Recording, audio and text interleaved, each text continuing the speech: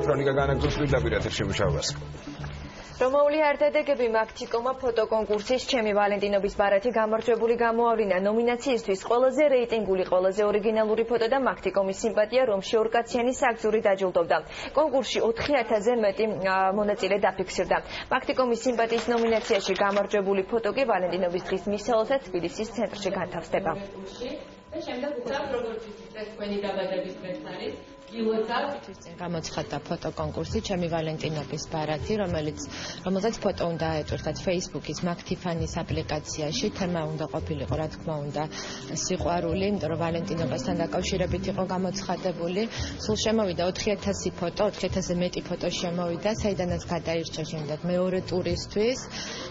და შემდეგ უკვე მრავალრიცხოვანმა ჟიურიმ აირჩია ერთი მაქტიკომის სიმპათია, ყველაზე ორიგინალური ფოტო და ერთი იყო ასევე რეიტინგული ფოტო. გადავიღეთ ეს სურათი, ჩავაგდეთ, მივიღეთ მონაწილეობა, გავიმარჯვეთ. ძალიან დიდი მადლობა მინდა გადაუხადო მაქტის იდეის ავტორს, ყველა თანამშრომელს, მონაწილეს, რომ საერთოდ ესეთი კონკურსები არსებობს და ძალიან დიდი მადლობა ყველაფრისთვის.